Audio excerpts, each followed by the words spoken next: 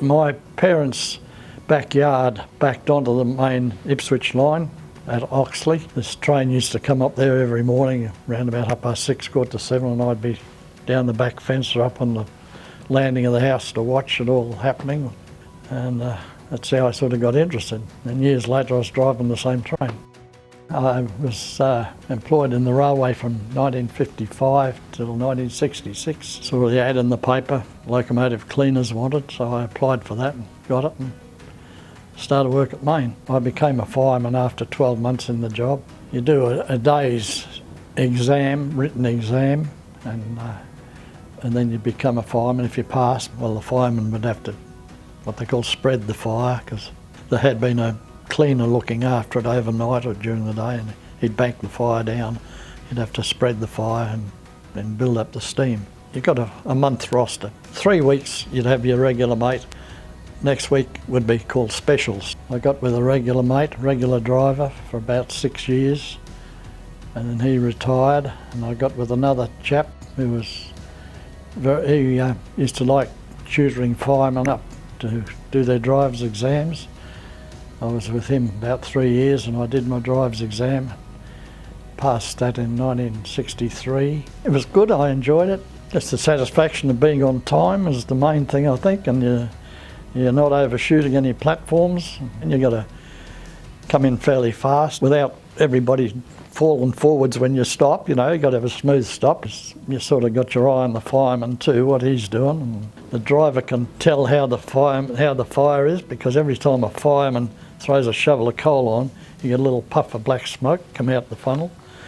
If you don't get a little puff of smoke, he's smothering the fire, he's firing too hard, he's got too much coal, it's not burning, steam will drop and you won't have enough steam to be putting water in the boiler. But you just sort of think, oh yeah, he's going well, don't worry about him. You're relying on your fireman to tell you signals that's on his side that you can't see. If you've got a regular mate, you just sort of look over and he'll say, she's right. So he's watching what's going on. You're allowed 10-minute meal break. Take your crib with you, your lunch, but sometimes you've been on duty 10, 12 hours and you're starving. So you'd say to the SM there, the station master, how long we got? And he'd say, 15, 20 minutes. So one is would slip over to the butcher's, grab a pound of sausages and come back and share them up and then cook them on the shovel. First time though I got caught, drivers cooking the sausages on the shovel. An engine has what they call a blower wheel up here, and you can turn that on. It blows steam into the smoke box on the front, and that blows it up through the funnel, which causes a draft on your fire, which makes more steam. But if you don't turn the blower on, every now and then you get a puff of smoke come back out through the fire door. So he's got his sausages in there, and I reached up to turn this blower on, and he said, don't.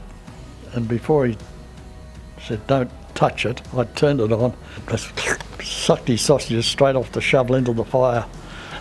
Sausages gone. So I only did that once. Thought I was doing a good turn, saved the smoke coming out on him. Of course, I had to give him half my sausages. One of the risks and the hazards that had with the drivers and the firemen had at the Gabba was the number of road crossings, because the trains left the network at Dutton Park and then they went across Ipswich Road and through a number of other roads and then across Main Street to get into Woolloongabba Yard. And for the trains to come in, they had a certain speed limit, but the problem was it was an uphill rise to go across Main Street to get into the yard. So if they stuck to the speed limit, they might get stuck and then be across the road for a long time trying to get across.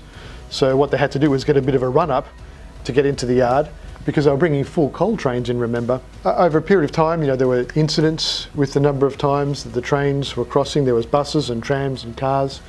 And so that was one of the reasons for the demise of the area, is to find somewhere else to do those sorts of activities. So the site's very different. We were down there today. It's a big tunnel, very different from what it would have been in the 60s when Dad had visited there. It's great that it's going to be another railway station again. How lovely is that? But this time, albeit being an underground station, whereas once upon a time it was an above ground station.